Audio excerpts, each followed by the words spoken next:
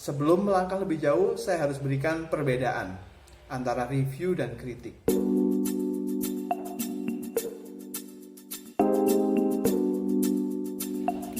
Apa kabar kawan-kawan? Semoga kabarnya baik-baik saja dan tetap semangat. Kali ini saya mau bicara tentang cara membuat review atau resensi. Dan review di sini saya artikan sebagai satu ulasan atas produk atau karya yang sudah kita nikmati sepenuhnya. Review ini berlaku untuk misalnya buku, film, sepeda motor, gadget, atau lain sebagainya. Pokoknya adalah satu karya atau satu produk atau satu benda yang sudah kita nikmati. Sebelum melangkah lebih jauh, saya harus berikan perbedaan antara review dan kritik. Kalau kritik, itu bukan hanya ulasan atas sebuah karya yang sudah kita nikmati, tapi sebuah telaah lebih dalam tentang aspek-aspek tertentu dari produk itu. Dan dalam melakukan kritik, biasanya kita punya kategori-kategori penilaian. Kalau misalnya kita mengkritik film, mungkin kita hanya akan fokus kepada plotnya. Dan ketika kita memfokuskan perhatian kepada plotnya, kita punya kategori-kategori yang pada intinya menunjukkan bahwa film yang baik, plotnya seperti ini. Atau kita menggunakan kategori lain.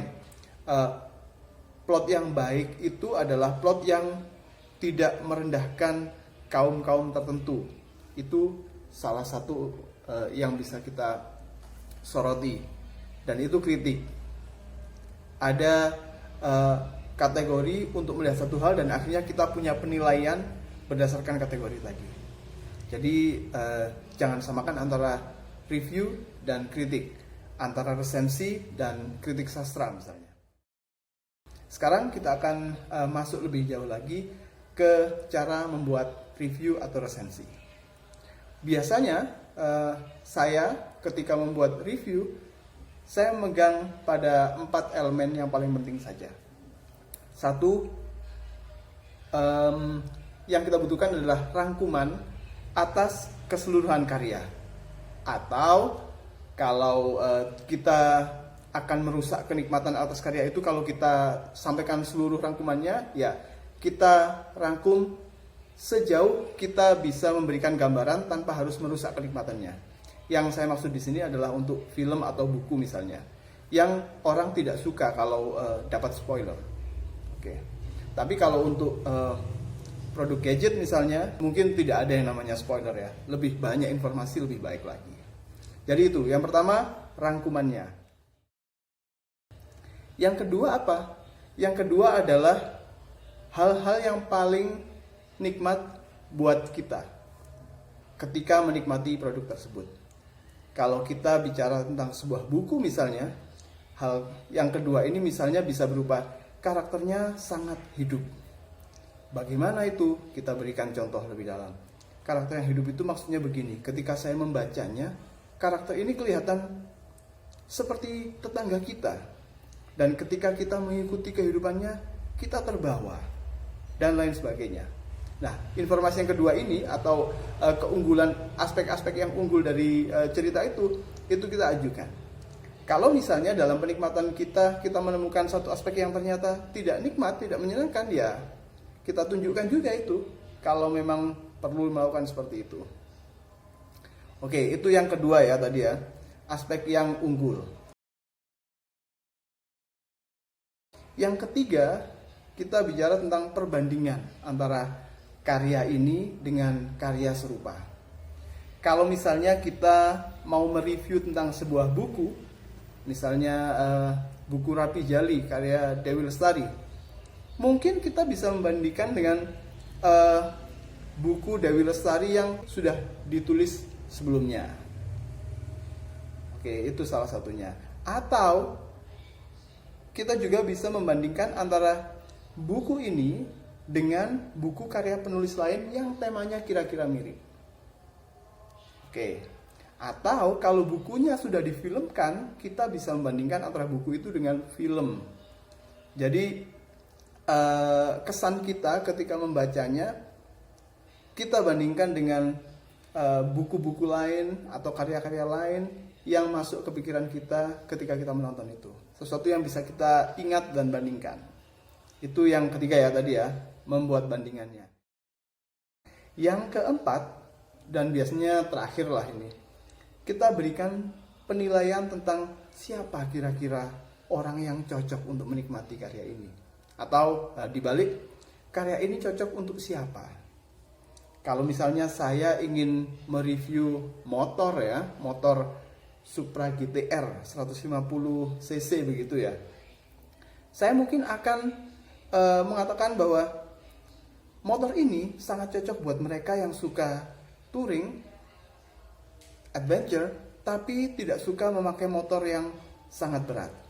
Jadi Supra GTR ini bisa dijadikan alternatif buat mereka, karena motor ini memiliki kekuatan motor touring, tetapi tidak memiliki beratnya motor touring. Baik, jadi itu yang keempat. Dan saya tadi sampaikan bahwa 4 elemen saja ini sudah cukup. Pertama, rangkuman.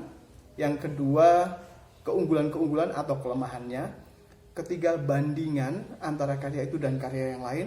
Dan terakhir, rekomendasi. Kira-kira siapa yang cocok menikmati ini. Dan terakhir, kalau Anda ingin memberikan rating juga bolehlah, tapi ini tidak harus. Oke, 4 elemen itu saja untuk membuat review, saya pikir cukup. Kalau Anda ingin tahu lebih lanjut tentang cara membuat rangkuman, saya bisa ceritakan juga di sini. Karena ini menurut saya sangat penting. Saat membuat review atas sebuah novel misalnya, Anda perlu membuat rangkuman. Dan bagaimana membuat rangkuman yang enak buat novel ini? Saya biasanya berpegangan pada 5 elemen yang perlu kita ketahui dalam sebuah cerita narasi atau cerita naratif. Pertama, somebody atau seseorang atau tokohnya. Oke, somebody. Kita jelaskan tokohnya siapa. Yang kedua, wants or needs or does. Apa yang dilakukan, apa yang diinginkan, apa yang dimaui oleh karakter tadi. Itu perlu kita ketahui dalam membuat rangkuman. But ini adalah hal yang menghalangi karakter tadi mencapai tujuannya atau mencapai keinginannya. Jadi ini konfliknya perlu disampaikan. So ini adalah yang keempat, yaitu apa yang dilakukan oleh karakter tadi ketika menemui konflik, menemui masalah. Dan terakhir ada then. Then ini adalah ya solusinya, resolusinya, bagaimana akhirnya cerita itu. Dan kelima elemen ini lazimnya ada dalam sebuah cerita narasi. Nah, tapi ketika kita membuat sebuah resensi, yang dua ini jangan ditunjukkan, karena mungkin jadi spoiler buat pembaca atau penonton kalau yang kita ngomongkan film ya. Jadi 3 hal ini, somebody, seseorang, wants or needs or does, apa yang dia inginkan, dia butuhkan atau dia lakukan atau obsesinya. But masalahnya apa? 3 hal ini saja disampaikan dalam dalam rangkuman di resensi itu sudah mencukupi dan bisa memberikan gambaran tentang karya yang kita baca. Baik, itu saja dari saya tentang cara membuat resensi. Saya rangkum lagi. Yang kita perlukan saat membuat resensi adalah menyampaikan ulasan kita setelah menikmati sebuah karya atau sebuah produk. Terus elemennya resensi itu ada minimal 4 bagian. Yang pertama, rangkuman atas karya itu, gambaran umum tentang karya itu. Yang kedua adalah keunggulan-keunggulan karya itu atau ya kelemahan-kelemahan karya itu. Yang ketiga, bandingan antara karya ini dengan karya dari karya yang lain dari penulis yang sama mungkin, atau karya yang lain dari penulis yang lain tapi dengan tema yang sama. Dan yang keempat adalah rekomendasi. Kira-kira untuk siapa karya ini cocok. Jadi begitu saja kawan-kawan. Semoga ini bermanfaat, semoga bisa memberikan gambaran ketika harus membuat resensi atau review atas karya atau atas produk, baik itu buku, gadget, kendaraan, dan lain sebagainya. Demikian dari saya. Have a great time and stay productive. Bye.